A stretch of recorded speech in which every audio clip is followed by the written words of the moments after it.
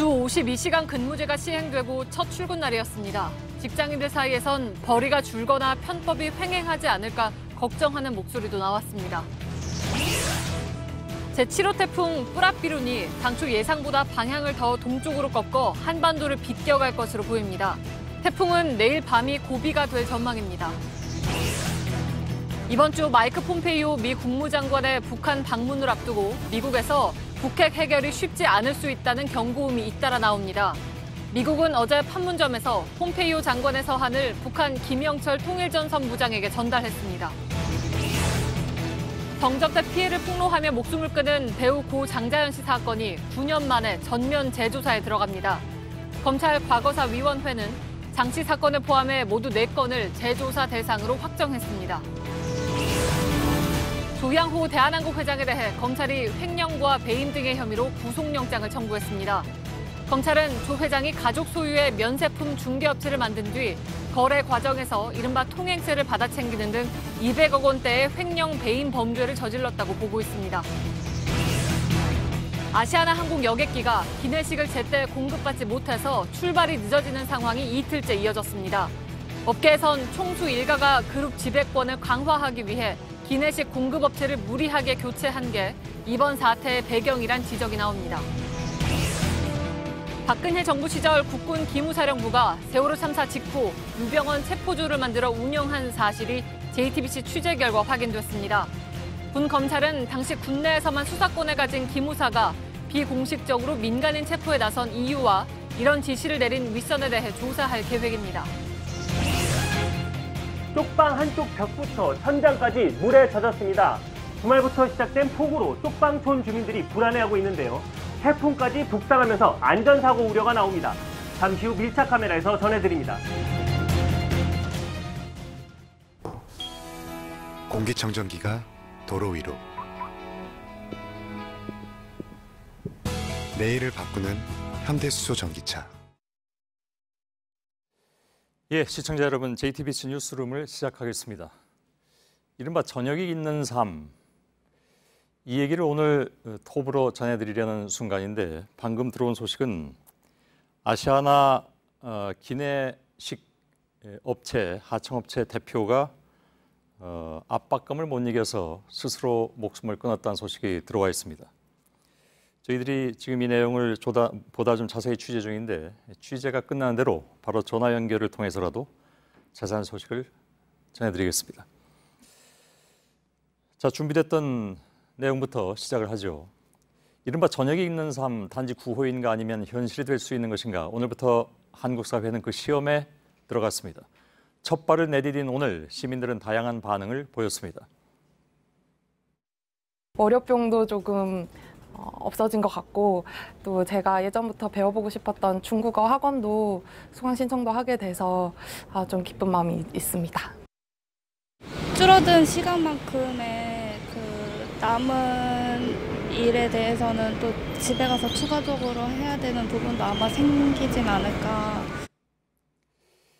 이렇게 기대와 우려는 엇갈리고 있죠. 물론 현실적으로는 시간 외 수당 등 실질 임금이 줄어들 것이라는 걱정도 한 몫을 더하고 있습니다. 지금부터 그 기대와 우려를 짚어보도록 하겠습니다. 먼저 전다빈 기자입니다. 두 번째 육아휴직을 마치고 오늘 첫 출근을 한 강현정 씨는 지난번 복직 때보다 마음이 한결 가볍습니다. 주 52시간 근무로 여가 시간이 늘어난 데다 유연근로제로 근무 시간도 조정할 수 있게 됐기 때문입니다. 시부모님이 아기 봐주시고 하시는데 그런 부분에서도 조금 부담은 줄어드는 게 있는 것 같아요. 맡기는 입장에서는 가자마자 재우기 바쁠 텐데 이제는 조금 더 얘기도 할 수 있고. 6년차 회사원 남현정 씨는 최근 중국어 학원에 등록했습니다. 일주일에 3번 이상 하던 야근이 사라지면서 퇴근 후 시간을 자유롭게 쓸 수 있게 되면서입니다. 월요병 조금 있긴 했는데요. 그래도 앞으로 좀 완화되지 않을까. 제도 변화에 맞춰 기업들도 적극 대응에 나섰습니다. 일부 백화점은 개점 시간을 늦췄고 영업 시간을 유지하는 곳도 직원들의 근무 시간은 줄이기로 했습니다. 주 52시간 근무제 적용이 늦춰진 업종의 직장인들 사이에선 도입을 서둘러야 한다는 목소리가 나옵니다. 이제 워라벨이라고 워크 라이프 밸런스 이런 게 이제 좀 더 중요해지는 시대가 오고 있잖아요. 그래서 이제 근로시간 단축도 이제 삶의 질을 더 높일 수 있는 방법이 되는 것 같아서. 기대감 속에 시작된 주 52시간 근무제가 직장 문화를 바꾸고 저녁 있는 삶을 확산시킬 수 있을지 주목됩니다. JTBC 전다빈입니다.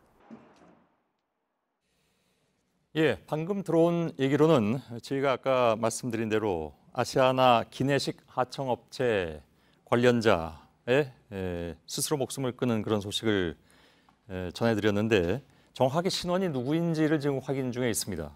이 관련자인 것은 맞는데 그 신원이 정확하게 누구인지는 지금 저희들이 취재를 하고 있습니다. 취재가 끝나는 대로 바로 연결해서 알려드리도록 하겠습니다.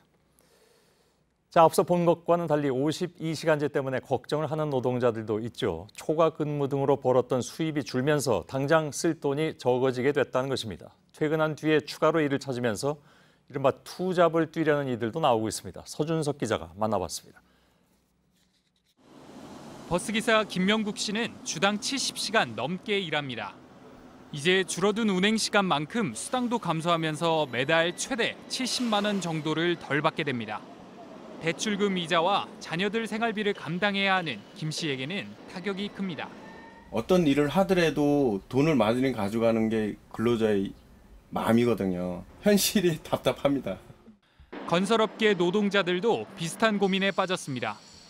일감이 안정적으로 보장되지 않는 일용직 노동자들은 초과 근무나 철야 근무가 주요 수입원이었다고 말합니다. 철야 근무를 서면 보통 일당의 1.5배에서 2배를 받았습니다. 당장 초과 근무를 못하면 다른 일자리도 찾아야 한다고 말합니다. 일 끝나고 다른 데 가서 뭐 등을 달아준다든가 뭐 그런 일거리가 뭐 계속 나온다는 보장도 없고. 실제 퇴근 뒤 추가로 일을 찾으려는 노동자들도 늘고 있습니다. 밑바닥에 사는 사람들은 그돈 벌어갖고 안 돼요. 그건 투자가 아니라 진짜 쓰레기 소리죠.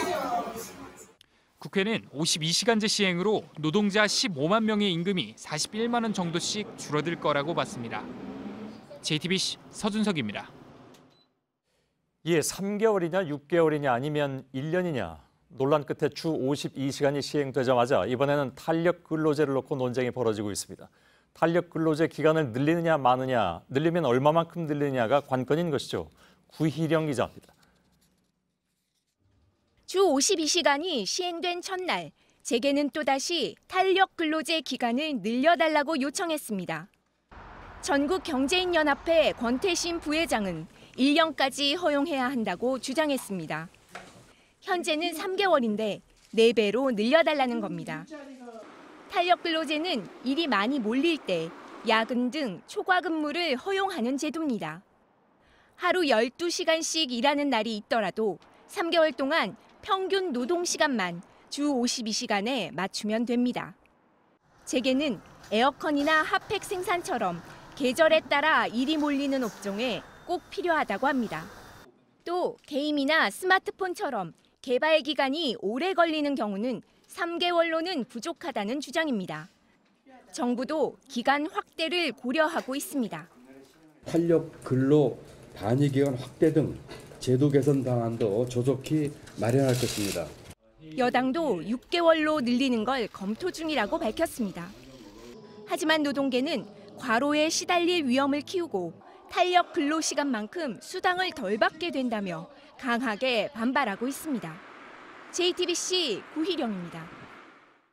앞서 보신 대로 탄력 근로제가 어떻게 도입되느냐, 이것이 52시간제 정착을 위한 중요한 변수입니다. 결국 이것은 국회에서 법으로 정해줘야 하는 사안입니다. 사실 이 밖에도 52시간제가 정말 우리의 생활이 되려면 국회에서 법을 만들고 손질해야 할 부분이 적지 않습니다. 그러나 국회는 한 달 넘게 휴업 중입니다. 어느 의원의 말 맞다나 상임위 참석했던 기억이 아스라해진 국회죠. 김혜미 기자입니다. 주 52시간 근무제 시행 첫날 탄력 근로제 확대를 놓고 각 당은 저마다 다른 목소리를 냈습니다. 야권 내에서는 1년까지 연장을 해야 한다는 주장과 합법적인 과로사를 부르는 길이라며 확대 자체에 반대하는 당론이 충돌했습니다. 여당의 홍영표 원내대표는 6개월로 늘릴 필요가 있다고 밝히고 있어 절충점을 찾아야 하는 상황입니다. 하지만 한 달 넘게 국회가 열리지 않으면서 법제화를 위한 논의는 전혀 진전되지 않고 있습니다. 퇴근 이후 문자나 카카오톡을 이용한 업무 지시를 금지하거나 지시를 받았을 경우 이를 근로시간에 포함시키는 법안도 발의는 돼 있지만 해당 상임위가 심사 한번 하지 않은 상태입니다. 주 52시간 근로 제한에서 제외된 특례업종이나 5인 미만 사업장에 대한 보완책도 법제화할 필요가 있다는 지적이 나오는데 아직 의원들이 입법을 준비하고 있는 수준입니다. 이렇게 할 일이 쌓여 있지만 원구성을 둘러싼 여야의 입장차가 좁혀지지 않아 7월 임시국회가 언제 열릴 수 있을지는 여전히 불투명합니다. JTBC 김혜미입니다. 과로로 인한 몸살 감기로 지난주 이틀 동안 연가를 냈던 문재인 대통령이 일주일여 만에 공개 일정을 소화했습니다. 공교로운 상황이 됐습니다만 문 대통령은 노동시간 단축으로 과로 사회에서 벗어나야 한다고 강조했습니다. 고석승 기자입니다. 문재인 대통령이 감기 몸살로 일정을 취소하고 휴식을 취한 뒤 일주일 만에 공식 석상에 모습을 드러냈습니다. 과로 사회에서 벗어나야 한다고 늘 강조해 오다가 대통령이 과로로 탈이 났다는 그런 말까지 듣게 되었으니 민망하기도 합니다. 주 52시간 근무제를 정착하는 건 너무 많이 일하는 이른바 과로 사회를 개선하기 위한 근본 대책이라고 강조했습니다. 가족과 함께하는 사회로 나아가는 중요한 계기가 될 것입니다. OECD 평균보다 연간 300시간 더 일해야만 먹고 살 수 있다는 그 부끄러운 현실을 이제 바로잡지 않으면 안 됩니다. 업무에 복귀한 문 대통령은 오는 8일부터 5박 6일간 신남방 정책의 핵심국인 인도와 싱가포르를 국빈 방문합니다. 문 대통령은 모디 인도 총리와 리센롱 싱가포르 총리를 각각 만나 세일즈 외교를 펼치고 한반도 비핵화에 대한 협조를 구할 예정입니다. JTBC 고석승입니다. 한반도 내륙을 통과할 것으로 보이던 제7호 태풍 뿌라비룬의 예상 진로가 크게 바뀌었습니다. 지금은 제주도 남쪽에서 북상 중에 있는데 여기서부터는 방향을 동쪽으로 크게 틀어서 내일 밤 일본 스시마섬 근처를 지나서 동해로 빠져나갈 전망입니다. 태풍이 오기 전에 이미 지난 주말부터 전국이 장마로 한바탕 난리를 치렀죠. 사망자 2명, 실종자 1명에 곳곳에 침수 피해가 났습니다. 내일까지도 국지적으로 최대 150mm까지 비가 더 내릴 수 있다는 예보입니다. 그나마 태풍이 비껴간다니까 한시름 놓긴 했는데 그래도 진행 경로 주변에는 강풍과 많은 비가 예상되고 있습니다. 바람이 강해지면서 간접 영향권에 들기 시작한 제주의 취재 기자가 나가 있습니다. 윤정식 기자, 현재 태풍은 어디까지 와 있습니까? 간접 영향권에 들었다는데 현장에서 느껴지는지요? 네, 지금 제7호 태풍 뿌라비룬은 제주 남쪽 400km 해상에 있습니다. 이 크기는 소형이지만 강도는 중급이어서 이제 막 서귀포도 영향권 안으로 돌입을 했습니다. 오늘 낮 2시 제주 먼바다에 태풍주의보가 내려지면서 제주도는 태풍 대비 태세에 본격적으로 돌입했습니다. 이 제 뒤로 서귀포항에는 이렇게 어선들이 빽빽하게 들어서 있는 모습인데요. 먼바다는 물론이고 이 작은 항포구에 있던 배들까지도 모두 이 안전한 서귀포항으로 들어와서 이렇게 줄로 단단하게 결박이 돼 있는 모습입니다. 이 도내 모든 해수욕장들이 현재는 입수가 금지돼 있고 여기서 나가는 인근 섬으로 나가는 배편들도 현재는 모두 끊긴 상태입니다. 예, 원래 예상했던 태풍 경로는 많이 바뀌었습니다. 정확하게 진행 방향이 나와 있습니까?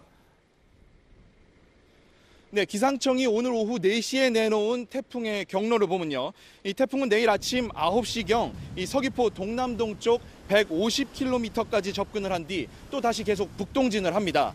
이후 빠른 속도로 진행을 해서 밤 9시쯤에는 이 부산 동남동쪽 90km 해상을 지날 예정입니다. 이 당초 내륙을 통과할 것이라는 전망과는 많이 달라진 건데요. 이 대한 해협을 통과한 뒤에 모레 오후에는 동해상에서 소멸될 것으로 보입니다. 예, 내일은 아무래도 태풍이 몰고 오는 비가 예상이 되는데 얼마나 많이 옵니까? 네, 뿌라비룬은 이 당초 말씀드린 대로 소형 태풍입니다. 하지만 이 열대 해상에서 많은 수증기를 머금고 북상을 해오고 있는 상태입니다. 이 제주도에는 오늘 밤부터 내일 오전 사이에 시간당 30mm가 넘는 세찬 비가 내릴 것으로 예상됩니다. 이때 바람도 매우 강해서 이 파도가 방파제를 넘어올 가능성도 큽니다. 내일 오후에는 부산을 비롯한 영남 해안에 150mm 이상의 많은 비가 예상이 됩니다. 이 한반도에 직접 상륙하는 상황은 피했지만 비와 또 강한 바람이 영향을 미치는 범위는 울산 또 포항을 넘어서 이 충청권까지도 포함이 될 것으로 보입니다. 예, 자, 중부 내륙은 오늘도 장마 영향이 컸습니다. 내일은 어떻게 될까요? 네, 오늘로 장맛비가 3일 연속 내렸습니다. 서울 청계천도 3일 내내 통제가 됐었는데요. 이 장맛비는 일단 내일 새벽까지만 내리게 되고요. 이후 전선이 흐릿해져서 소강 상태가 진행됩니다. 이 내일 남해안 쪽에 내리는 비는 태풍이 몰고 오는 비라서 장마와는 아무 상관이 없습니다. 이 다음 장맛비는 이 전선이 새로 전열을 갖추는 오는 5일쯤 한반도 전역에 내릴 것으로 예상되고 있습니다. 예, 윤정식 기자가 전해드렸습니다. 태풍은 이렇게 비껴간다고 해서 안심할 수가 없습니다. 바로 2년 전 차바의 기억이 생생하기 때문입니다. 그때도 부산을 스쳐갔지만 사망자만 6명이 나오는 등 피해는 엄청났습니다. 이번 태풍이 바로 그때와 여러모로 유사하기도 합니다. 배승주 기자입니다. 방파제를 넘어온 바닷물이 해운대 주변 해안도로를 집어삼킬 듯 밀려옵니다. 길을 잃은 자동차가 황급히 방향을 틀어보지만 여의치 않습니다. 다리를 달리던 버스는 집채만한 파도를 얻어맞고 휘청거립니다. 2년 전 부산과 울산을 스쳐 지나간 태풍 차바의 위력입니다. 당시 260mm 이상 많은 비까지 내려 울산에선 퇴화강이 범람했습니다. 부산과 울산에서만 6명이 사망하고 2천억 원 피해가 발생했습니다. 7호 태풍 뿌라삐루는 2년 전 차바와 비슷한 경로로 진행하고 있습니다. 같은 피해를 반복하지 않기 위해 지자체와 시민들이 바짝 긴장하고 있습니다. 울산 태화시장에선 상가마다 물길을 차단할 합판과 모래 주머니가 비치됐습니다. 폭우에 대비 상인들은 만만의 준비를 끝냈습니다. 범람에 대비해 양수기도 18대를 준비했습니다. 부산에선 일부 마을 도로가 통제됐고 파라솔과 같은 해수욕장 비품도 모두 철거됐습니다. 하지만 저류지 용량은 크게 개선되지 않는 등 아직 근본적인 해결책으로 보기엔 미흡하다는 지적도 있습니다. JTBC 배승주입니다. 서해안으로 온다던 태풍 진로가 며칠 새 부산 밑으로 빠져나가는 상황이 됐죠. 예보는 바뀔 수도 있는 것이지만 그 과정이 좀 아쉽습니다. 미 해군 기상대와 일본 기상청에 비해서 한 발 늦기 때문입니다. 이수정 기자입니다. 지난 6월 29일 태풍 뿌라삐룬이 막 생성될 무렵 제주 서쪽을 지나 우리나라 서해에 근접할 것으로 예측됐습니다. 하지만 그 뒤로 기상청은 계속 이 태풍의 진로를 수정했습니다. 오늘 새벽부터는 그 진로를 동쪽으로 이동을 해서 제주 동쪽을 지나 남해안 중간쯤으로 들어오는 것으로 이렇게 수정을 했습니다.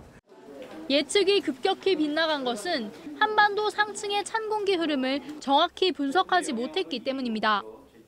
지난 30일만 해도 찬 공기 덩어리가 북한 쪽에 있을 것으로 예상했습니다. 하지만 실제로는 찬 공기가 제주도까지 내려왔습니다. 그렇지 않아도 세력이 약한 이번 태풍이 이 찬 공기에 막혀 방향을 동쪽으로 급격히 튼 겁니다. 진로를 수정한 시점도 주변국들에 비해 늦었습니다. 우리 기상청이 군산에 상륙할 것으로 예상한 시간에 이미 일본 기상청과 미 해군 기상청은 동쪽으로 많이 치우친 새 진로를 발표했습니다. 기상청은 주말 동안 한반도에 걸쳐 있던 장마 전선까지 고려해야 해서 예측이 늦어졌다고 설명했습니다. 또 이 정도 진로 수정은 오차 범위 내라고 덧붙였습니다. JTBC 이수정입니다. 자, 이렇게 비가 많이 오게 되면 잠을 못 이루는 곳이 또 있습니다. 바로 지진 피해를 입은 포항입니다. 아직도 200명 넘는 주민들이 대피소에서 생활을 하고 있습니다. 그런데 일부 주민들은 아직 집을 제대로 고치지 못했는데 대피소에서 나와야 할 상황이어서 논란이 일고 있습니다. 포항을 연결해서 어떤 얘기인지 좀 들어보도록 하겠습니다. 윤두열 기자, 우선 지금 아파트에 있는 것 같은데 어딘지 그리고 상황이 어떤지 좀 설명을 해주시죠. 네, 이곳 포항시 흥해읍 한미장관 아파트는 지난 지진 때 피해를 입은 곳입니다. 아파트 벽면 곳곳에 금이가 있고 그물망을 쳐놓은 모습에서 피해 정도를 짐작할 수 있습니다. 여진이 발생할 때마다 아파트 벽면이 떨어져 나가면서 그 아래를 지나는 사람이 다치지 않도록 조치를 해놓은 겁니다. 또 비가 올 때를 대비해서 아파트 옥상에는 큰 가림막을 설치해 뒀는데요.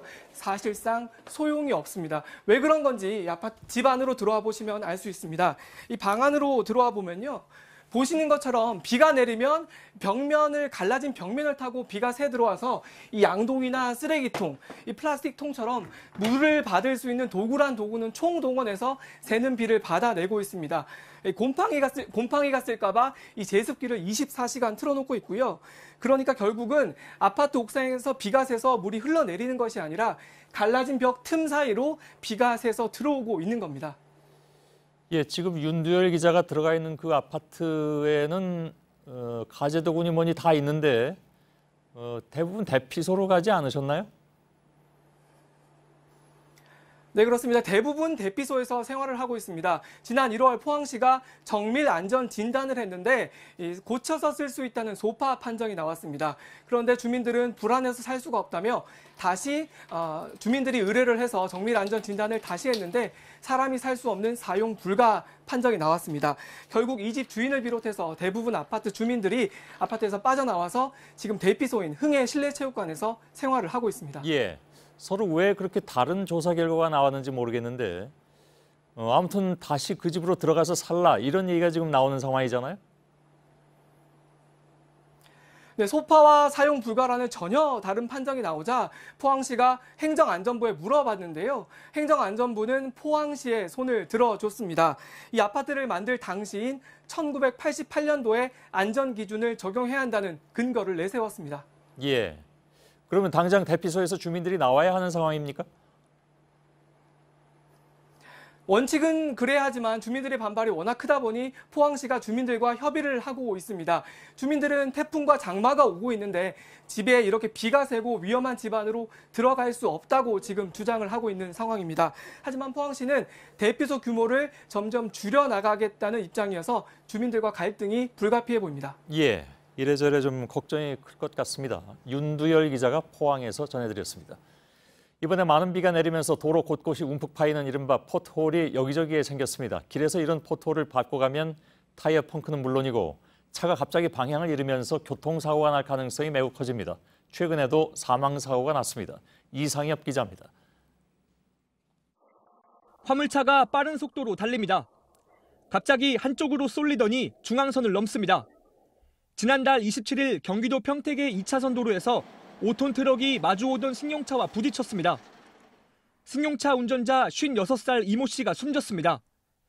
사고 현장엔 포트홀이 있었습니다. 도로 위에 움푹 파인 구멍 바로 포트홀입니다. 지난달 사고 이후 운전자까지 숨지자 포트홀은 뒤늦게 메워졌습니다. 집사람 사망한 뒤로 병원에 보내고 가니까 그 불과 몇 시간 사이에 싹 메꿔버린 거예요. 사고 전에 좀 메꿔주지. 시속 100km 이상으로 달리는 고속도로는 더 위험합니다. 갑자기 굉음과 함께 차량이 흔들립니다.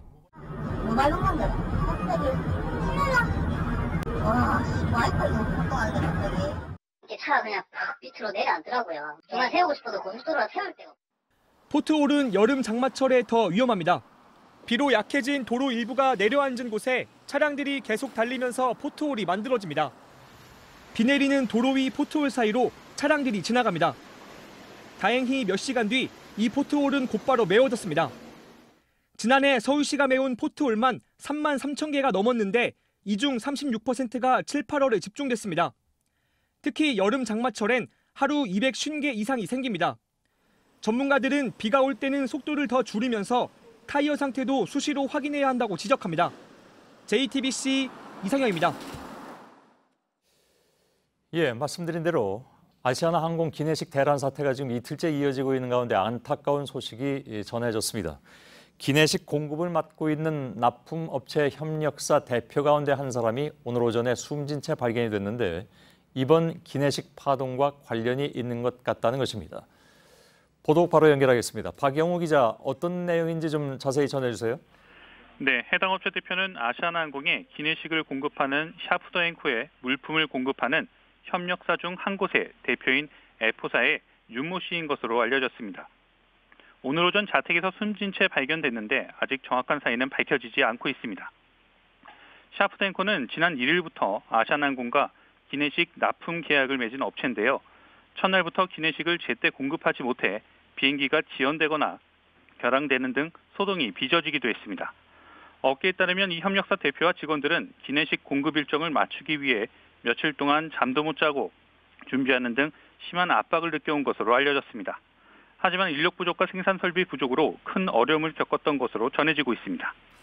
예, 정확하게 예를 들면 본인의 유서라든가 이런 것들이 발견이 안 되는 것 같은데 주변에 여러 가지 얘기를 들어본 정황으로는 이 부분은 아무래도 이 문제로 굉장히 압박감을 겪은 것은 틀림이 없는 것 같습니다. 좀 더 취재해서 취재 내용이 나오면 바로 연결해서 얘기를 듣도록 하겠습니다. 박영호 기자였습니다. 아시아나항공에 이렇게 기내식이 제때 공급되지 않으면서 여객기 출발이 줄줄이 늦어지는 일이 어제에 이어서 오늘도 이어졌습니다. 아예 기내식을 싣지 않고 출발하는 비행편도 속출했습니다. 이 사실을 미리 알려주지 않아서 탑승객들의 불만을 사기도 했습니다. 정재우 기자가 취재했습니다. 오늘 오후 인천공항의 탑승구 앞입니다. 의자를 가득 메운 승객들이 아시아나항공기가 출발하기만 기다리고 있습니다. 어제에 이어 이틀째 기내식 공급에 문제가 생기면서 출발이 줄줄이 늦춰졌기 때문입니다. 도착할 때까지만 해도 전혀 몰랐죠. 지연이 된다는 얘기를 들었는데 그것도 1시간 20분 가까이. 물론 실망스럽고 1시간여를 기다려야 되는데. 결국 기내식을 싣지 못하는 경우도 속출했습니다. 오후 4시 기준으로 14편의 항공기가 기내식 없이 이륙했습니다. 제대로 고지를 하지 않아 승객들은 비행기에 탑승하고 난 뒤에야 기내식이 제공되지 않는다는 사실을 듣기도 했습니다. 일단 좀 황당했고 기내식 때문에 지연됐다는 거에 대해서 약간 아시아나의 대처가 부족하지 않았나. 출발 지연 사태가 이어지자 아시아나항공은 기내식을 공급할 업체를 추가로 확보하겠다고 밝혔습니다. 하지만 기내식 공급이 정상화되기까지는 적어도 일주일 이상이 걸릴 것으로 보고 있습니다. JTBC 정재우입니다. 이번 기내식 대란은 선뜻 이해가 가지 않는 부분이 많습니다. 그동안에 기내식을 안정적으로 공급하던 업체를 놔두고 새로운 기업을 선택했다가 이런 날벼락 같은 일이 벌어졌다, 이런 평가가 나오고 있죠. 새로운 공급업체는 금호그룹의 지주회사에 거액을 투자한 곳이기도 합니다. 박삼구 회장의 그룹 지배권을 강화하려고 무리하게 벌인 일이 결국 화근이 됐다는 지적입니다. 박영우 기자입니다. 아시아나항공 기내식 공급업체였던 LSG는 지난해 8월 공정거래위원회를 찾아갑니다. 아시아나항공 측이 기내식 공급을 계속하게 해주는 조건으로 지주회사인 금호홀딩스에 투자하라고 요구했기 때문입니다. 1,600억 원을 20년 동안 이자도 받지 않고 빌려주는 방식이었습니다. LSG 측은 제안을 거절했고 결국 아시아나항공은 기내식 공급업체를 교체합니다. 새롭게 선정된 업체는 게이트 고메 코리아. LSG 대신 박상구 회장의 회사에 1,600억 원을 투자한 중국 기업이 60%의 지분을 가진 곳입니다. 이 업체는 30년 동안 아시아나항공에 기내식을 독점 공급하기로 했습니다. 하지만 제때 인력과 설비를 갖추지 못해 문제를 일으킨 겁니다. 업계에선 결국 총수의 경영권 확보에 도움을 준 중국 업체에 혜택을 주려고 무리하게 기내식 공급업체를 바꾼 게 화근이 됐다는 지적이 나옵니다. JTBC 박영우입니다. 대한항공 총수 일가 가운데 갑질 논란 이후에 처음으로 구속되는 사례가 나올지 주목됩니다. 대상자는 바로 조양호 회장입니다. 앞서 부인 이명희 씨가 2번이나 구속의 갈림길에 서섰습니다. 조 회장은 갑질이 아닌 200억 원대 횡령과 배임 혐의 등을 받고 있습니다. 최하은 기자입니다. 조양호 대한항공 회장이 말없이 검찰 청사를 빠져나옵니다. 총수 일가가 비리 백화점이란 이야기도 있는데. 검찰이 조 회장을 불러 조사한 지 나흘 만에 구속영장을 청구했습니다. 앞서 부인 이명희 씨에게도 직원 폭행과 가사도우미 불법 고용 혐의로 구속영장을 청구했지만 모두 기각됐습니다. 조 회장은 갑질을 넘어 200억 원대 횡령과 배임 혐의 등을 받고 있습니다. 면세품을 거래할 때 가족이 소유한 중개업체를 끼워 넣어 이른바 통행세를 받아 챙겼다는 겁니다. 또 검찰은 조 회장이 그룹 계열사에 일감을 몰아준 것으로 보고 있습니다. 인하대병원 인근에서 약사 면허가 없는데도 20년 가까이 약국을 운영하며 수익을 챙긴 혐의도 영장에 포함됐습니다. 아버지의 프랑스 파리 부동산 등을 물려받으면서 상속세 500억 원을 내지 않은 부분은 공소시효가 지나 영장에서 빠졌습니다. 조양호 회장의 구속 여부는 모레 법원의 영장실질 심사를 거쳐 결정됩니다. JTBC 최하은입니다. 마이크 폼페이오 미국 국무장관이 예정대로라면 이번 주에 평양으로 들어갑니다. 이번 방문은 여러 가지로 향후 북미 관계에 중요한 계기가 될 것 같습니다. 그래서 이제 미국 측에서는 각종 경고음이 나오고 있습니다. 핵심은 북한이 핵탄두를 은폐하려 하고 있다는 것입니다.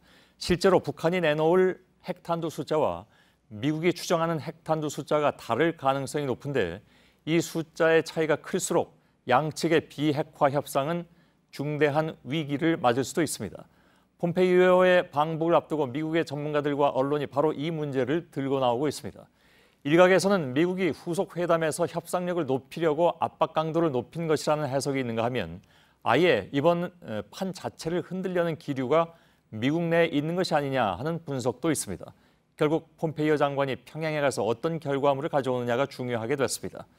먼저 워싱턴 정효식 특파원입니다.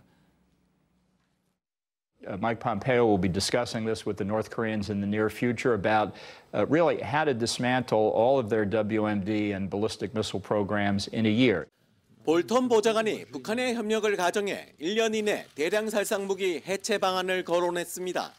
북한이 핵과 생화학 무기, 탄도미사일 기지를 완전히 공개한다는 전제를 단 주장입니다. 폼페이오 장관이 앞서 의회에 말한 2년 6개월 시한보다 절반 이하로 짧습니다. 이에 대해 뉴욕타임스는 중앙정보국 CIA를 포함한 전문가들은 북한의 핵무기는 마지막 단계까진 포기하지 않을 걸로 본다며 볼턴의 스케줄은 비현실적이라고 지적했습니다.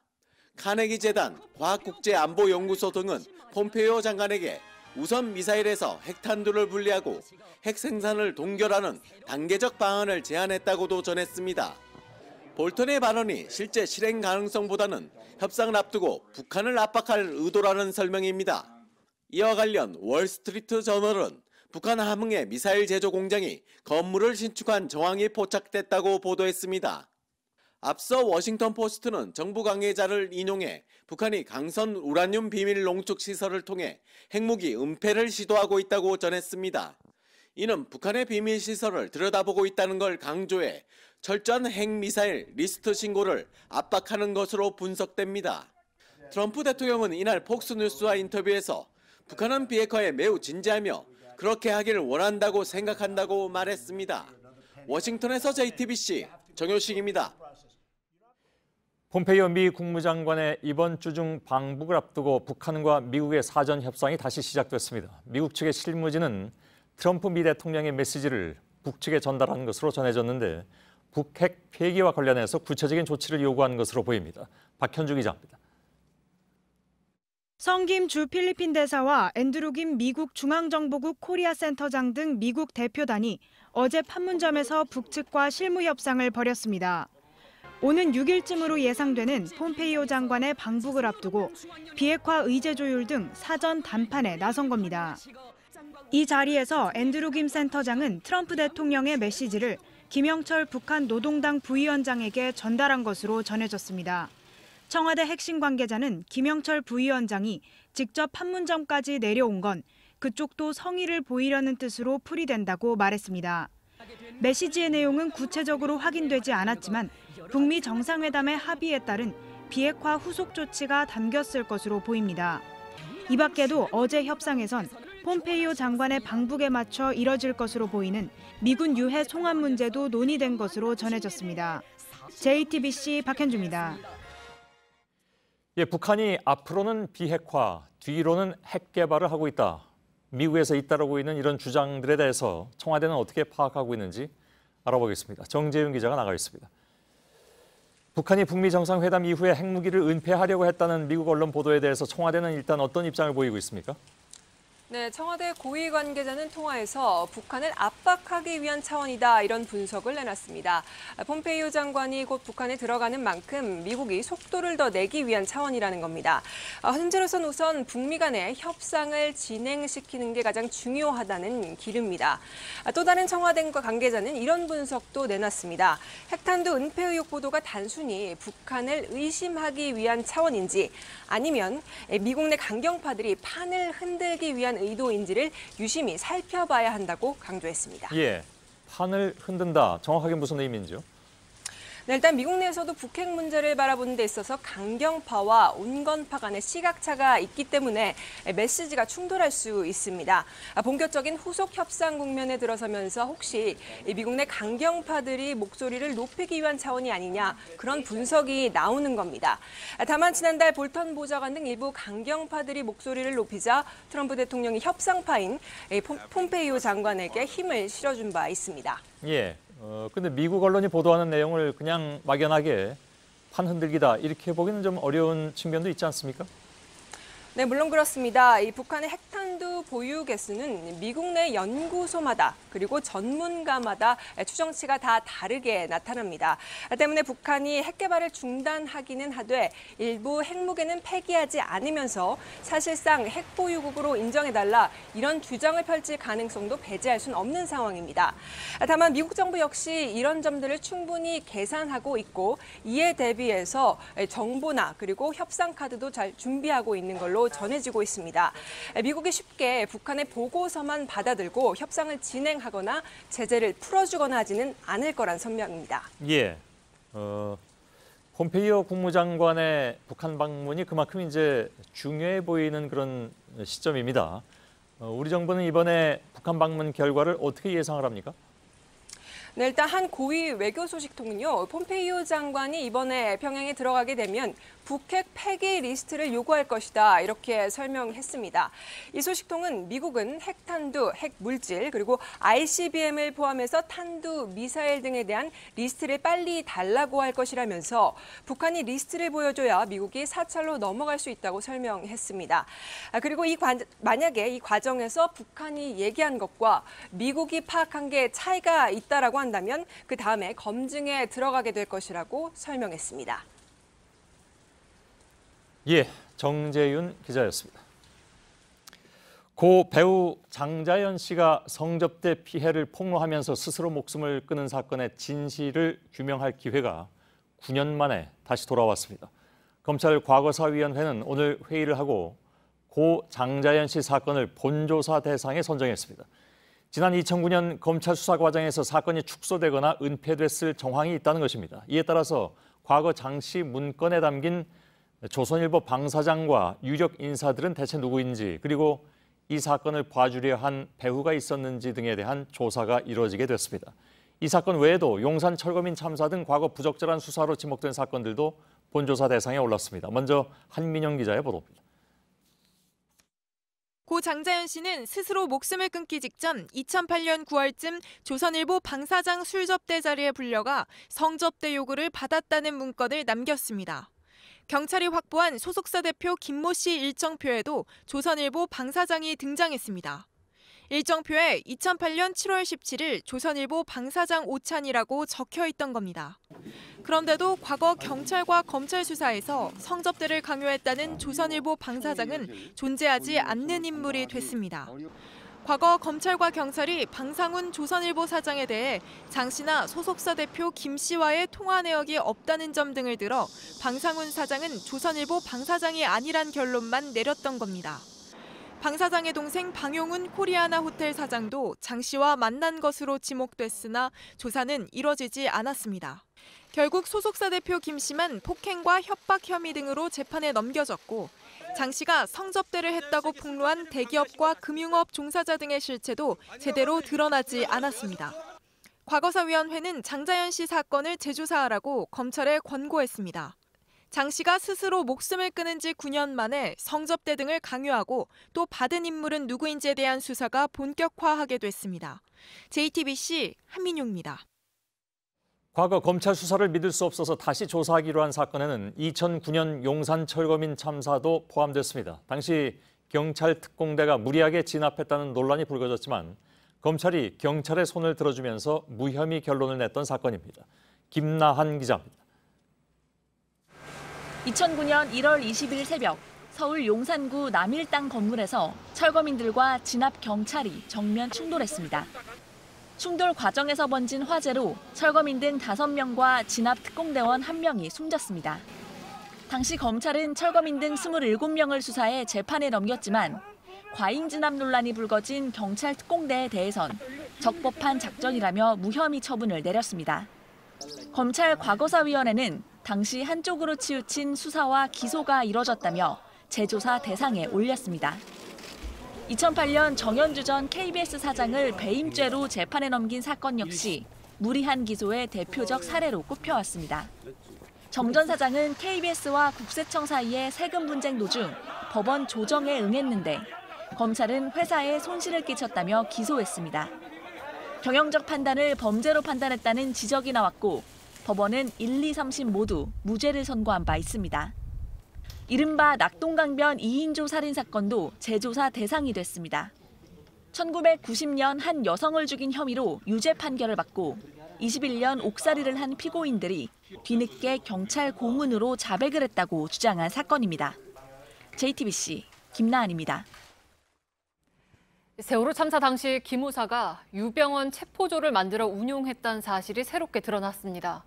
민간인을 왜 군부대가 나서 체포하려 했던 건지 궁금할 수밖에 없는 사안입니다. 기무사는 또 세월호 유가족들은 물론 단원고 학생들까지 본격적으로 사찰한 사실도 드러났습니다. 유선희 기자입니다. 기무사가 세월호 참사 직후 유병언 체포조를 운영했다고 군 관계자가 밝혔습니다. 참사 책임자로 배의 실소유주 유병언 전 세무그룹 회장이 지목되자 경기, 대전 등 지역 기무부대 요원들을 동원했다는 겁니다. 당시 정부는 유 씨의 밀항을 막겠다며 일부 해군과 육군부대의 동원 계획을 발표했지만 기무사에 대한 언급은 없었습니다. 국방부 관계자는 관련 문서와 진술을 확보했고 활동 과정에서 일부 불법적인 부분도 확인했다고 밝혔습니다. 군 수사정보기관이 민간인을 잡겠다고 비공식적으로 움직이는 과정에서 불법까지 저질렀던 겁니다. 이에 따라 댓글조사 TF로부터 자료를 넘겨받은 군 검찰은 유병언 체포조의 윗선이 누군지 조사할 계획입니다. 이와 함께 TF는 기무사가 세월호 참사 직후 60여 명을 동원해 희생자 가족들을 사찰한 사실도 확인했습니다. 기무사 문건 중엔 특정 유가족을 개인정보와 함께 강경파로 분류해놓은 내용도 있었습니다. 또 기무사는 안산 단원고에 요원을 배치해 학생들 동향까지 매일 보고받은 걸로 확인됐습니다. JTBC 유선입니다. 네, 기무사 내부에는 스파르타란 이름의 댓글 부대가 존재했습니다. 이들의 활동 내역을 살펴봤더니 입에 담기 어려운 비방이나 이미 고인이 된 노무현 전 대통령에 대한 허위 사실 등 국가기관이 작성했다고 보기 어려운 내용이 대부분이었습니다. 신진 기자입니다. 노무현 대통령은 자살이 아니다. 민주당이 봉화마을에 국고 545억을 사용했다. 기무사 부대원들이 2011년 트위터에 올린 내용입니다. 명백한 허위 사실입니다. 기무사는 2009년 1월부터 요원 300여 명을 선발해 포털 사이트 댓글과 트위터 등을 통해 이 같은 내용을 유포하기 시작했습니다. 요원들은 사이버 전담관, 스파르타 등으로 불렸고 이들의 활동은 300 정화계획이라는 이름으로 진행됐습니다. 이 같은 정치 댓글들은 총 21,363건. 당시 야당 정치인들을 동물에 빗대 조롱하는 등 노골적인 비방이 눈에 띕니다. 당시 야당이 좌파 공산사회주의 국가를 열망하고 북한에 전쟁 빌미를 제공한다는 내용도 있습니다. 반면 이명박 전 대통령에 대해서는 공적을 홍보하는 내용이 대부분입니다. 이 전 대통령이 오바마 전 대통령과 친분이 두텁다거나 독도를 다녀온 이 대통령을 칭찬해주자는 내용 등입니다. 이뿐 아니라 기무사는 정부를 비난하는 네티즌의 아이디 319개에 대한 신원을 불법 조회한 것으로 드러났습니다. JTBC 신진입니다. 미투 폭로 파문의 한가운데 섰던 안희정 전 충남지사의 정식 재판이 오늘부터 시작됐습니다. 피해를 폭로한 김지은 씨도 방청석에서 재판을 지켜봤습니다. 검찰의 비판은 신랄했습니다. 안 전 지사가 마치 덫을 놓은 사냥꾼 같았던 것입니다. 연지환 기자입니다. 첫 검찰 출석 때보다 얼굴이 검게 탄 모습의 안희정 전 지사는 취재진 질문에 아무런 대답이 없었습니다.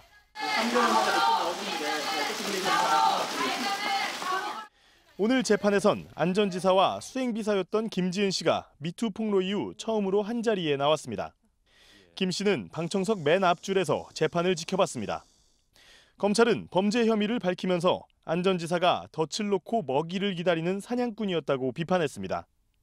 맥주나 담배를 가져오라고 거절할 수 없게 심부름을 시킨 뒤 성폭행 등을 했다는 겁니다. 안 전 지사 측은 김 씨가 혼인 경험을 가진 결단력 있는 여성이라며 위력으로 제압할 수 없다고 주장했습니다. 이어진 증거 제시 과정에서 검찰은 수행비서 매뉴얼을 제출했습니다. 24시간 휴대전화를 소지해야 하는데 목욕할 때도 비닐에 넣은 뒤 갖고 들어가야 한다고 적힌 걸로 전해졌습니다. 담배, 라이터, 빗 등 각종 개인 비품까지 항상 갖고 다니도록 했다는 점에서 강압적으로 수행비서를 대했다는 겁니다. 안 전 지사 측은 다음 재판에서 김 씨를 피해자로 볼 수 없는 증거를 제시하겠다고 했습니다. JTBC 연지환입니다.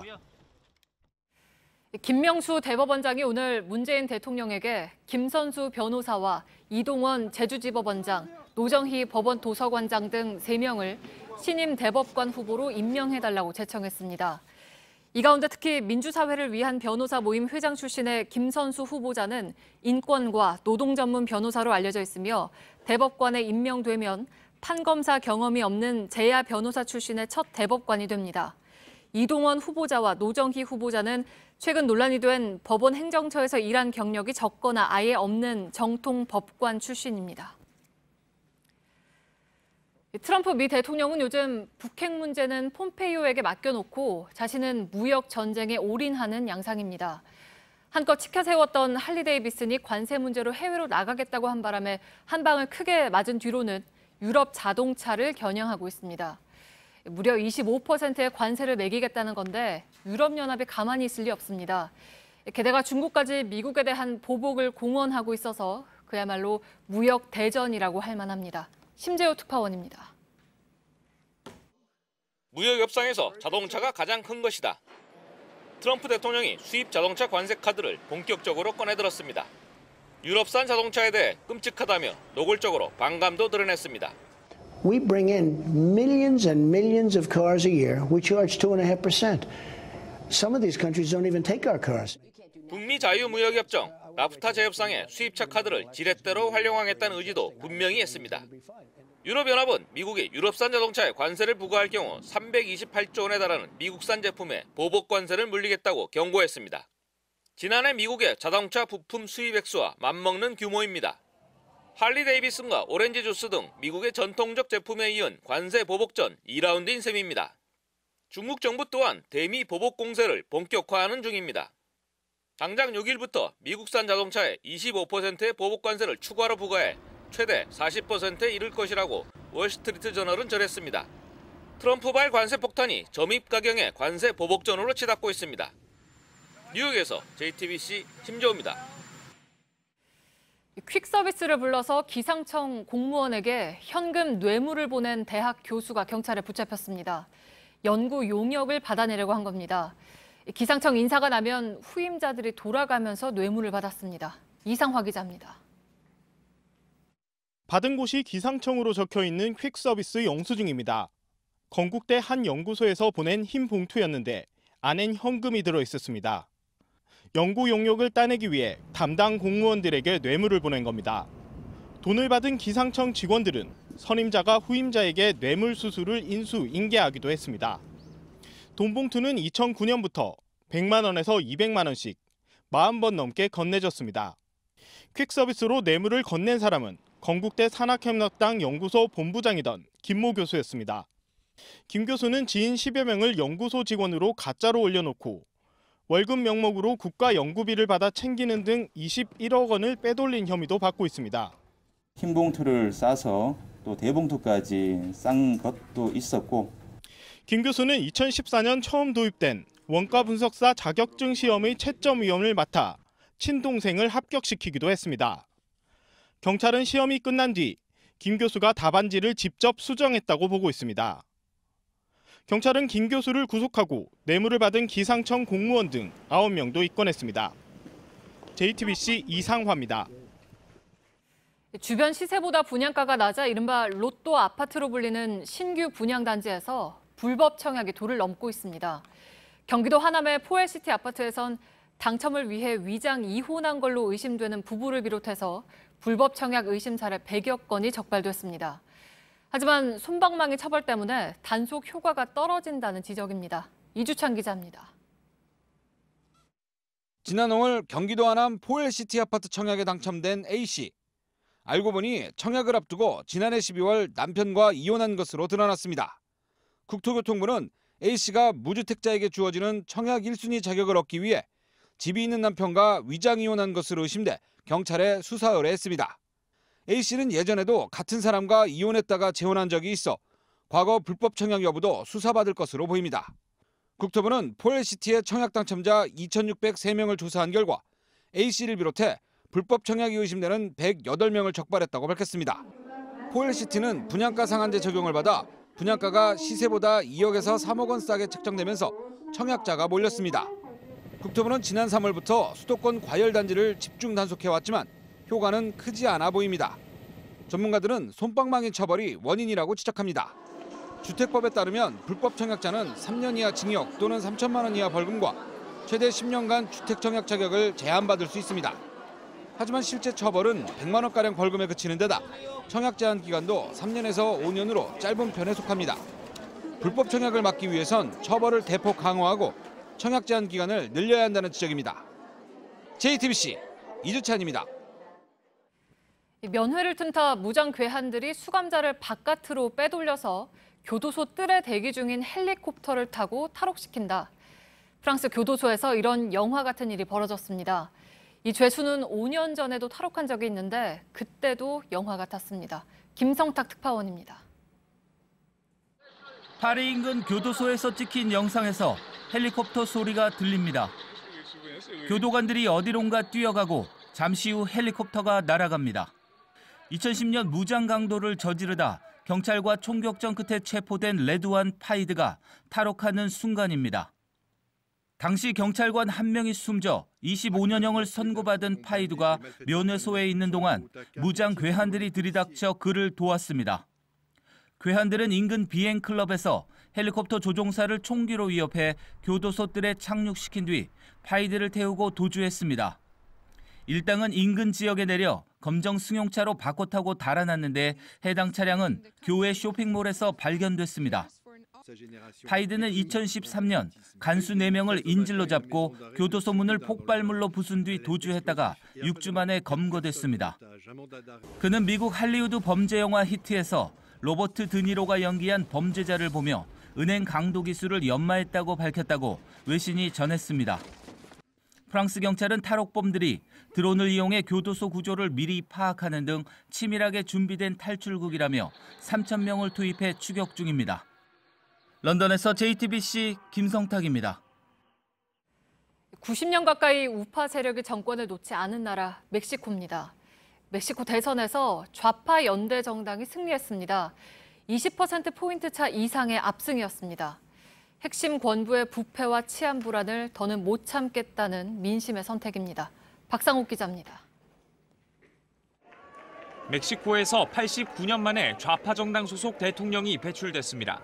La transformación que llevaremos a cabo consistirá básicamente en desterrar la corrupción de nuestro país.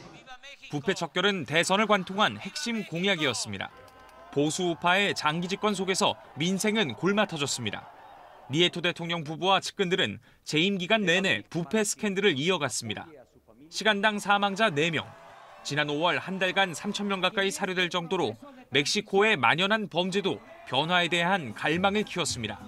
Dentro de las casas, fuera, hacia el trabajo, siempre ha habido violencia, pero bueno, creo que llegó el momento de acabar con eso, de un cambio y la esperanza.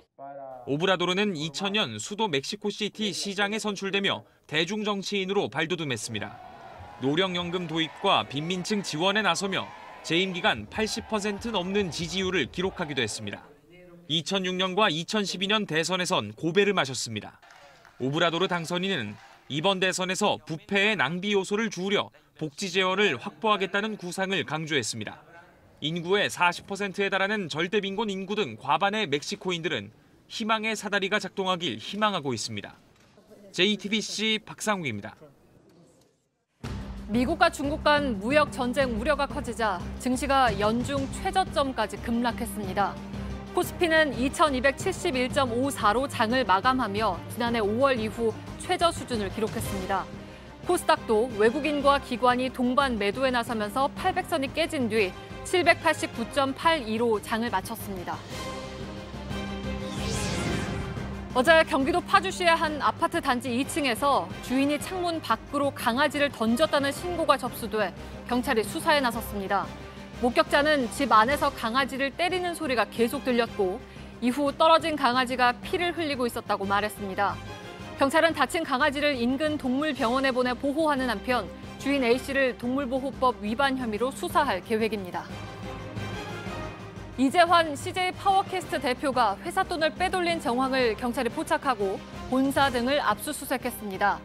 이 대표는 25억 원짜리 요트를 비롯해 캠핑카와 외제차 등을 회사 명의로 구입해서 개인적으로 사용한 혐의를 받고 있습니다.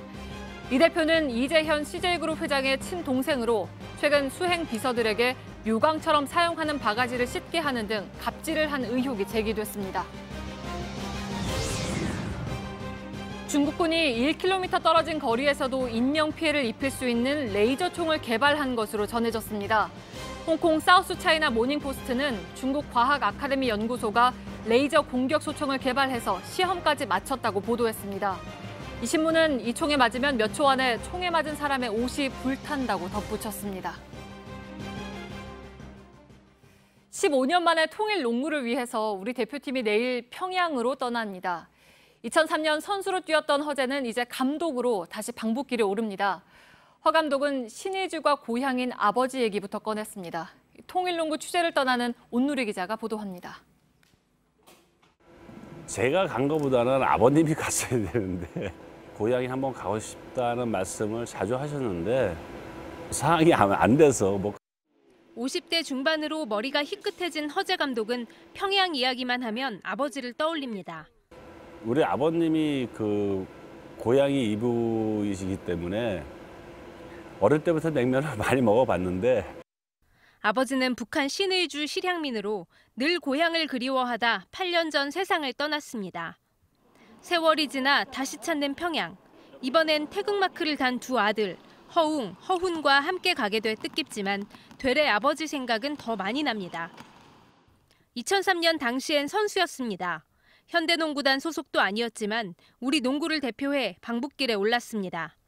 아버지는 평양이 어떻게 변했더냐며 북한 얘기를 묻고 또 물었습니다. 15년이 지나 다시 찾는 평양. 무뚝뚝한 허 감독도 통일농구에선 뭉클하고 애틋한 장면을 기대합니다. 북한 선수가 어시스트했을 때 한국 선수가 뭐 또 멋있게 득점을 한다든지 그거를 좀 기대하죠. 통일농구는 모레부터 이틀간 열립니다. 4일엔 남북 선수들이 섞여 대결하는 혼합 경기, 5일엔 남북 간 친선 경기로 펼쳐집니다. JTBC 온누리입니다.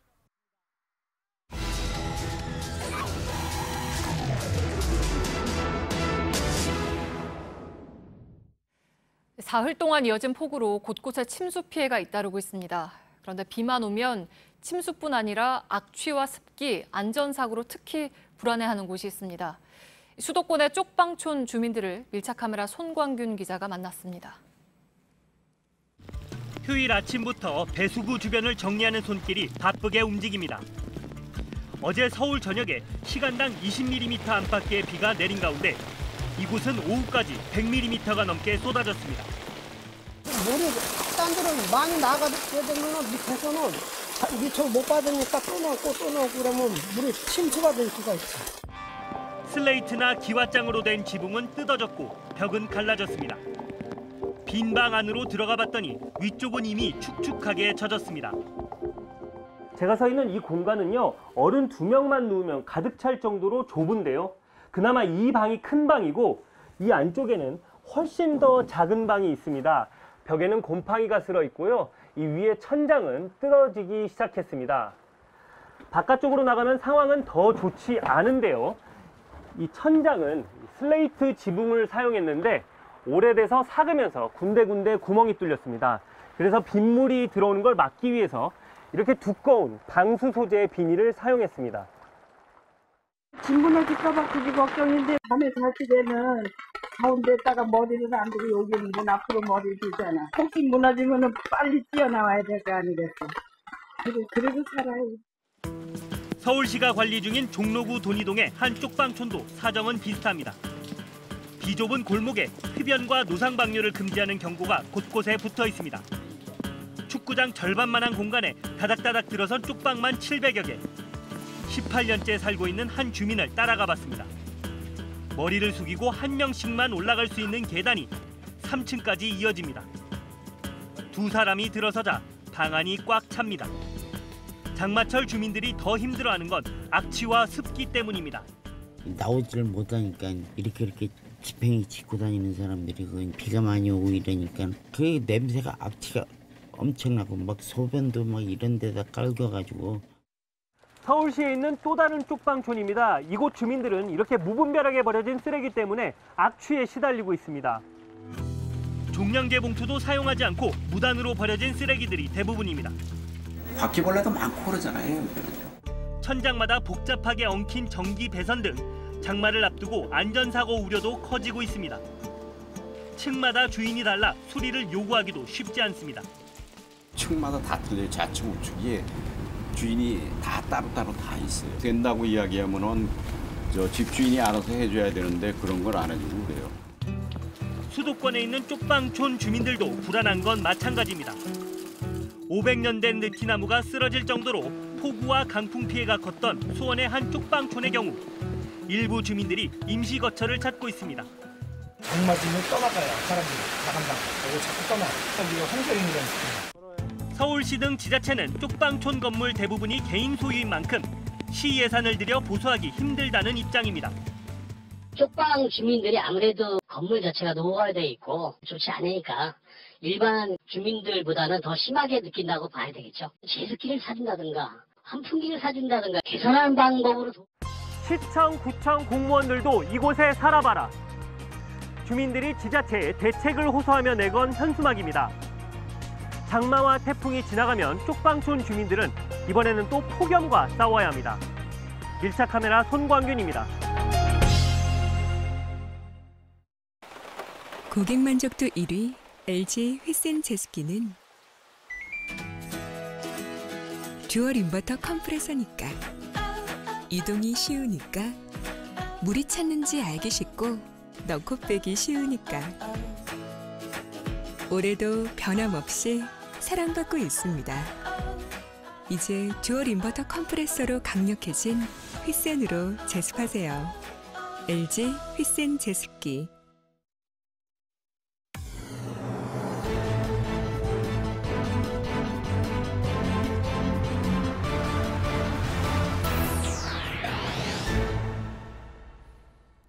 앵커 브리핑을 시작하겠습니다.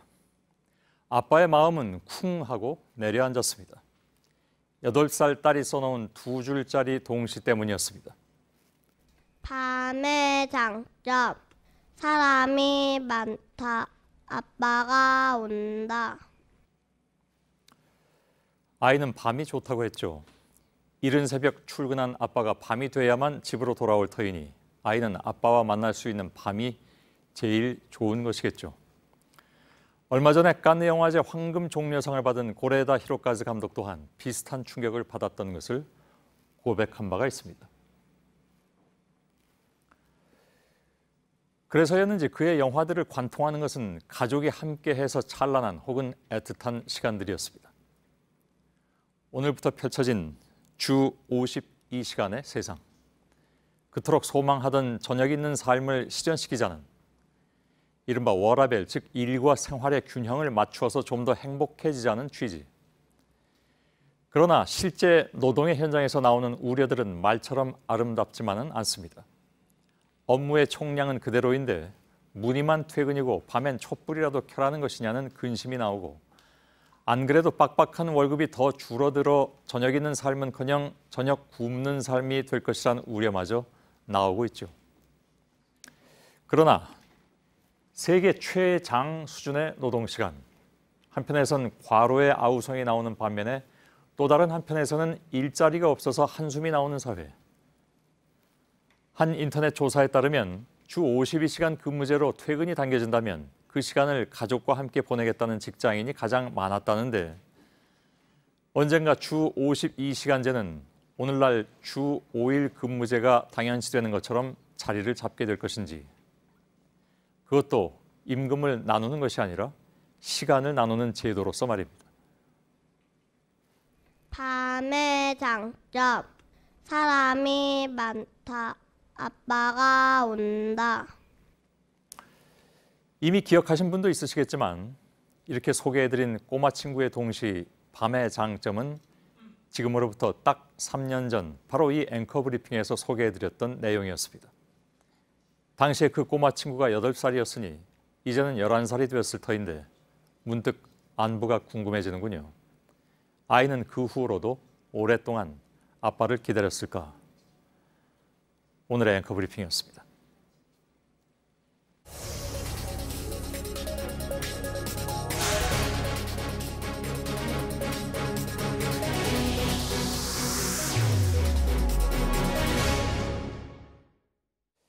배우였던 고 장자연 씨의 성접대 사건이 9년 만에 진실을 드러낼지 주목됩니다. 제가 배우였던이라고 다시 강조해서 말씀드린 것은 그녀는 분명히 성접대를 위한 여성은 아니었다는 점입니다. 검찰 과거사위원회는 오늘 장 씨 사건을 재조사하라고 검찰에 권고했습니다. 당시에 검찰이 유력 인사들의 연루 의혹을 제대로 수사하지 않았다는 것입니다.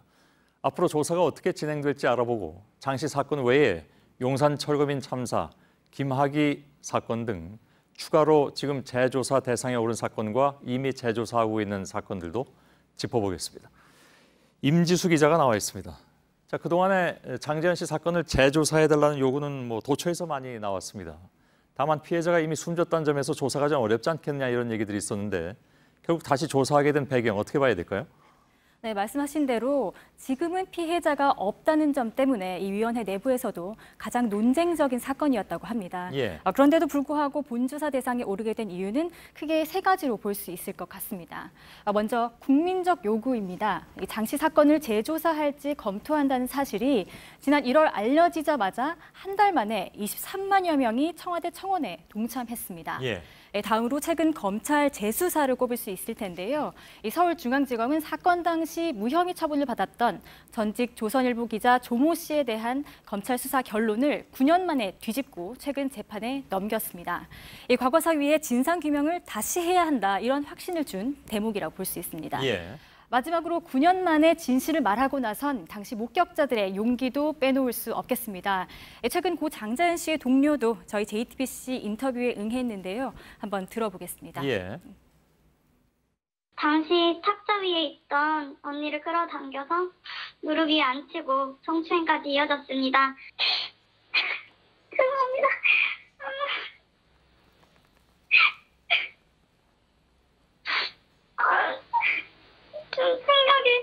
저도 충격이 컸고 언니와 저만 있었기 때문에 다른 사람들이 말을 맞추면 어려울 것이라고 생각했습니다. 예, 바로 지난주에 저하고 인터뷰한 그런 내용입니다. 그렇다면 장 씨 사건은 앞으로 누구를 어떻게 조사하게 됩니까? 네, 먼저 이 장자연 씨 피해 사실을 증언했었던 장 씨의 동료 배우인 윤모 씨를 먼저 소환하게 될 것으로 보입니다. 이어 장 씨의 매니저였던 유모 씨 그리고 소속사 대표였던 김모 씨 등도 주요 소환 대상으로 거론됩니다. 이 경찰이 기소 의견으로 넘긴 사람들을 대거 무혐의 처분했었던 이 성남지청 검사도 조사를 받을 것으로 보입니다. 특히 과거 조사 대상에서 제외됐던 문건에 적힌 조선일보 방 사장이 누군지에 대한 조사도 이뤄질 전망입니다. 예. 자, 오늘 용산 참사 사건도 재조사 대상이 됐습니다. 지금까지 모두 15건의 사건이 선정이 됐는데 이 사건들은 어떻게 조사가 이루어집니까, 그러면?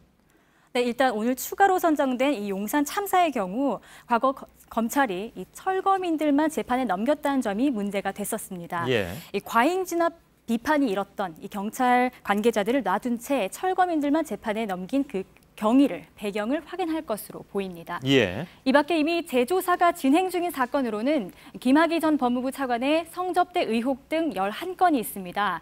이들 사건의 조사팀은 대부분 소환 조사 대상을 확정하고 조금 빠른 팀들은 관계자들 대면 조사도 이어가고 있습니다. 아, 그런가요? 네.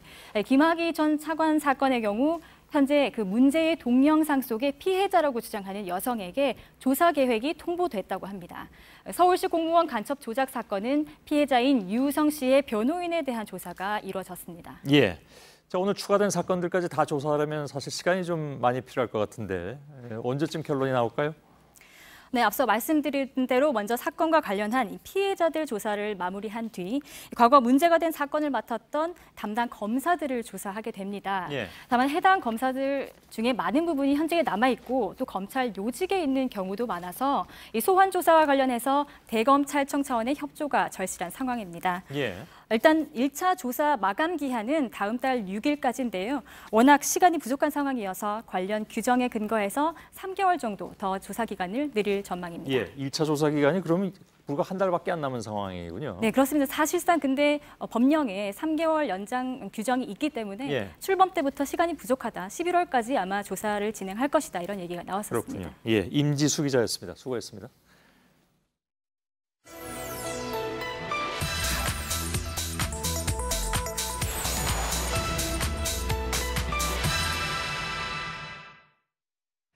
네, 양심적 병역 거부자에 대한 헌법재판소의 결정이 내려졌습니다. 국회는 내년 연말까지 대체 복무제를 도입한 법 개정을 마쳐야 합니다. 팩트체크팀에 크게 두 가지의 문의가 들어왔습니다. 복무 기간과 심사 기준을 해외 사례하고 좀 비교를 해달라는 것이었습니다. 부정확한 정보들이 많기 때문입니다. 오대영 기자, 우선 어떤 나라들이 대체 복무제를 도입했는지부터 좀 볼까요? 네, OECD 회원국이 37개 나라입니다. 이 가운데 징병제를 택하고 있는 나라는 13곳입니다. 네. 이 가운데 9개 나라는 대체 복무제가 있습니다. 스위스, 스웨덴, 오스트리아 등 대부분이 유럽 국가입니다. 반면에 한국과 터키, 멕시코는 없습니다. 노르웨이는 양심적 병역 거부자에 대한 대체 복무 시행이 있었다가 2011년부터는 중지했습니다. 대체 복무 없이 병역이 면제됩니다. OECD 회원은 아니지만 대만에도 있습니다. 올해 모병제로 바뀌어서 2021년에는 대체 복무가 사라지게 됩니다. 네, 그러니까 대체 복무제를 하고 있는 숫자가 더 많은 거잖아요. 그러면 네. 좀 하나씩 볼게요. 복무 기간에 대해서 시청자분들께서는 어떤 걸 궁금해하셨습니까? 네, 여러분이 궁금해하신 부분이 현역 군복무에 비해서 대체 복무를 얼마나 더 길게 하고 있는지 그 네. 현황이었습니다. 나라마다 좀 다릅니다. 저희가 확인한 그 나라의 자료들에 따르면 대체 복무제가 있는 OECD 9개 나라 중에서 현역과 기간이 같은 국가는 스웨덴, 덴마크, 이스라엘 3곳입니다. 이 중에서 이스라엘은 여성에게만 대체 복무가 있습니다. 현역의 절반부터 동일한 기간까지 경우에 따라 차이가 좀 있습니다. 에스토니아는 1.1배, 스위스, 오스트리아, 리투아니아는 1.5배, 그리스는 1.7배고 2배 이상을 복무하는 나라는 핀란드 한 곳입니다. 네. 그러면 국제적인 기준이 따로 있는 건가요? 어떤가요? 네, 1998년에 유엔 인권위원회가 이런 결의를 했습니다. 대체 복무는 징벌적 성격이 아니어야 한다. 그리고 이를 바탕으로 2008년 유럽 평의회가 권고를 내렸는데 군복무의 1.5배를 초과해서는 안 된다는 내용이었습니다. 네. 2006년 한국의 인권위원회도 1.5배로 하고 부작용이 없다고 확인이 되면 점차 단축한다고 권고를 했습니다. 그래서 국제사회에선 1.5배 이하를 표준으로 보고 있습니다. 네. 두 번째는 심사 기준이었잖아요. 어떤 네. 기준으로 대체 복무제를 가려낼 거냐 이거를 물은 거죠? 네. 특징적인 사례 3개를 확인했는데 네. 먼저 대만입니다. 전문가들이 가장 까다로운 제도로 평가를 했습니다. 신청자는 2년 이상의 신앙생활을 증명을 해야 됩니다. 특히 본인이 작성한 이유서, 회고서가 필요하고 서면, 경우에 따라 대면으로도 검증을 받습니다. 대체 복무가 결정된 뒤에도 허위로 판명이 되면 대체 복무는 취소가 됩니다. 네, 그러니까 시작할 때부터 끝날 때까지 끝나고 나서도 계속해서 심사를 받는 제도군요. 그렇습니다. 또한 다수 국가에서는 심사위원회를 이렇게 꾸리고 있습니다. 법학, 철학, 심리학 혹은 사회과학 교수 그리고 정신과 의사 등으로 구성을 한다고 되어 있는데 현재 국회에도 박주민 의원, 전해철 의원, 이철희 의원 3명이 안을 냈습니다. 이 내용이 대체로 포함이 되어 있습니다. 네, 마지막 사례도 좀 볼까요? 네, 그리스 사례인데 전문가들 사이에선 가장 문제가 있다라는 지적을 받고 있습니다. 네. 대체복무자가 살던 곳, 태어난 곳은 근무지에서 무조건 배제를 합니다. 네. 도서 벽지에 근무를 시키도록 법에 정해놓고 있습니다. 굉장히 인권 침해적으로 했죠. 국제사회에서 굉장히 지탄을 많이 받고 무슨 노역장 유치한 사람들처럼 또 그렇게 생각하는 사람이 있거든요. 근데 그런 건 전부 징벌적 성격이라고 봐야 되는 거죠. 정부는 이런 해외 사례와 공청회 등을 토대로 구체적인 안을 마련하겠다고 밝혔습니다. 네, 팩트체크 오대영 기자였습니다.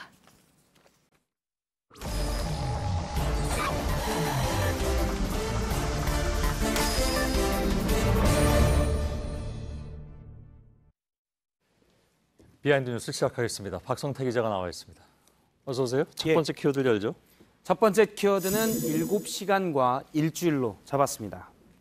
7시간은 뭐 알겠는데 일주일은 뭐죠? 김문수 전 경기도지사가 페이스북에 글을 하나 올렸는데요. 문재인 대통령의 건강 관련 글입니다. 그런데 일주일 쉰 거. 그것 때문에요? 일주일간 공개 일정이 없었다이고요. 이 부분을 김문수 전 경기도지사는 일주일간 일정을 공개하지 못했다는 건 문제가 심각하다는 투로 얘기를 했습니다.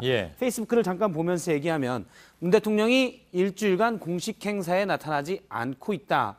감기 몸살이라는데 뭔가 석연찮다 이렇게 얘기를 하면서 박근혜 대통령의 7시간보다 24배나 더 오래 얼굴을 드러내지 않았는데 말 한마디 안 하는 그들은 다 어디로 사라졌냐라고 따졌습니다. 여기서 그들이란 언론과 야당이 왜 이걸 따지지 않냐고 따진 겁니다. 이거 주최위가 건의해서 연가낸 거 아닌가요? 맞습니다. 그러니까 공식적으로 그렇죠? 그렇습니다. 세월호 7시간과 문재인 정부의 지난 일주일은 상황이 많이 다른데요. 당시 청와대 대응만 봐도 알 수가 있습니다. 그러니까 박근혜 정부 청와대에서는 세월호 7시간 동안 박근혜 전 대통령의 행적을 공개하지 못했고 김문수 전 지사는 왜 그때는 1분 단위로 따졌냐고 했지만 실제 분 단위로 시간까지 조작을 했다가 나중에 들킨 겁니다. 이 사용을 보면 당시에는 대통령의 7시간을 제대로 공개하면 큰일이 난다는 것을 당시 청와대가 알고 있었기 때문에 사실 시간까지 조작했다. 그만큼 중요한 7시간이었다라고 볼 수가 있습니다. 반면 지금 청와대에서는 대통령의 일정이 모두 공개가 됩니다. 지난 일주일간은 과로와 나중에 연가로 공개 일정이 없었지만 앞에 보면 매일매일 빼고 간 일정을 확인할 수가 있습니다. 그리고 올 들어 벌써 2차례나 남북 정상회담이 있었고요. 국가 재난 상황에서 제대로 대응하지 못한 7시간과 비교하는 것은 무리라는 지적이 있었고요. 실제 야당은 왜 이걸 따지지 않냐라고 김문수 전 지사가 얘기를 했지만 자유한국당에 제가 이 문제에 대해서 물어보니까 대통령의 연가에 대해서 왈가왈부할 분위기는 아니다고 밝혀왔습니다. 그걸 박성태 기자가 확인을 해야 되는 겁니까? 그 김문수 전 후보 전 지사가 그 당 소속 아닌가요? 그 당 소속이고 당협위원장이고 서울시장 후보로 나왔었습니다. 알았습니다. 자, 두 번째 키워드는요? 두 번째 키워드는 마지막 부를 이름으로 잡았습니다. 자유한국당에서는 지금 비대위원장 후보군을 추리고 있는데요.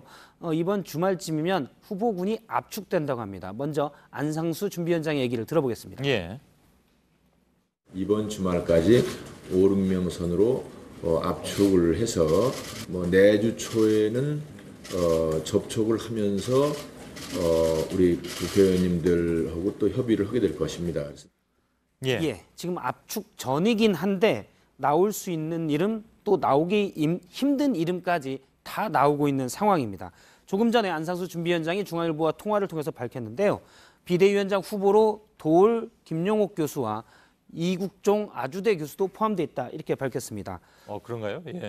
잘 어울리진 않는데요. 본인들은 뭐라고 얘기한지 혹시 아나요? 지금 준비위에서 후보군을 추리는 것이고 본인의 의사를 확인하지 않은 본인의 희망과는 전혀 무관한 현재의 리스트입니다. 그 본인들은 뉴스를 보고 알았을 가능성도 있다는 얘기인가요? 그렇습니다. 예. 지금 도올 김용옥 교수와 이국종 교수는 확인을 하지 못했지만 조금 전에 나온 뉴스를 확인을 하지 못했지만 예. 앞서 나왔던 많은 이름들은 다 대부분 손사래를 쳤습니다. 왜 그런 경우에 박 기자가 주로 직접 전화 많이 해보잖아요. 이번엔 예. 안 해봤나요? 예, 뉴스가 이제 나온 지 얼마 되지 않아서 그렇군요. 예, 미처 도올 김용옥 교수 등을 확인을 하지 못했는데요. 예. 도올 김용옥 교수의 과거 자유한국당 관련 발언은 최근 발언을 보면 이전에 한 라디오 인터뷰에서 지난 5월인데요.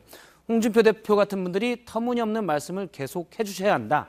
당시 이제 남북 정상회담에 대한 홍준표 전 대표의 비판에 대한 예. 단어적 비판이었습니다. 그러면서 사랑스러운 고대 후배예요라고 얘기를 한 적이 있었습니다. 예. 상당히 비판적 입장을 견지했기 때문에 맡을 가능성은 좀 희박할 것으로 보이고요.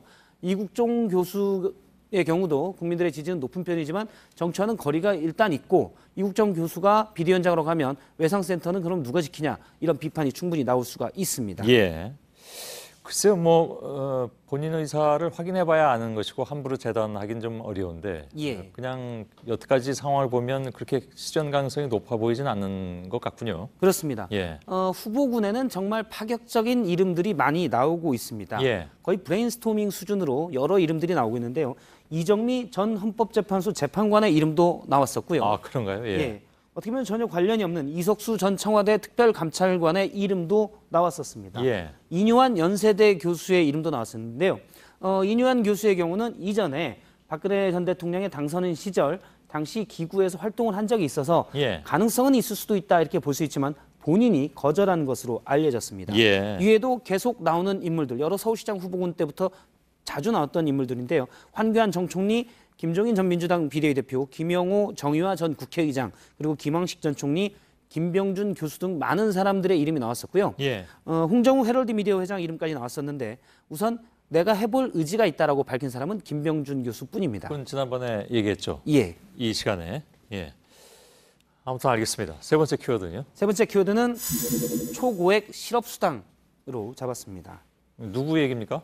정의당 김종대 의원이 국회의원들을 빗대서 표현한 글입니다. 예. 페이스북에 최근 올린 글을 보면 별로 한 일이 없다 그 얘기죠? 그렇습니다. 예. 올해 국방위원회가 이제 김종대 의원은 국방위 소속인데요. 예. 상임위인 국방위가 언제 열렸던지 기억이 나질 않는다. 그래서 본인은 직업 정치인으로서 잘 하고 싶은데 6개월 동안 거의 놀았기 때문에 예. 정치인으로서의 정체성을 잃어버린 것 같다. 그런 식으로 밝혔습니다. 예. 그러면서 국회가 실업자 300명에게 세계 최고의 실업수당을 주는 대기수에 불과하다고 했는데요.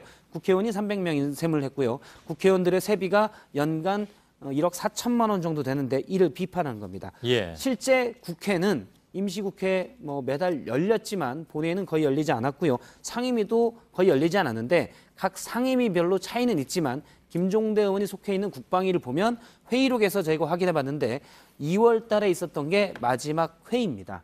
그래서 2월이요? 예. 지금이 이제 7월 들어갔는데. 그렇습니다. 예. 외교안보 관련 사항이 중요한 일들이 많다라고 했었는데 국방위원회가 회의록 기준으로 열린 거는 2월이 마지막이었습니다. 예. 그래서 김종대 의원도 어떻게 국회의원 활동을 하는지 이제 잘 기억이 나지 않는다. 이렇게 얘기를 할 정도였습니다. 예. 이렇게 얘기하면 이제 국회의원들이 좀 서운해할 수도 있는데 국회의원들이 제일 바쁠 때는 선거운동 때 부분인 것 같고. 예. 그냥 보기에 외교현상으로 뒤에서 어떤 일을 열심히 하는지 모르겠지만 그런 느낌이 솔직히 듭니다. 예. 여기까지만 하겠습니다. 네. 박성태 기자였습니다. 네, 내일 아침까지 수도권과 강원 영서지방에 국지적으로 많은 비가 오겠고 태풍이 접근하며 제주와 영남 해안지방에는 강풍과 많은 비가 올 거라는 예보입니다. 예, 비 피해 막아야 되겠습니다. 저희들은 내일도 최선을 다하겠습니다. 여러분 고맙습니다.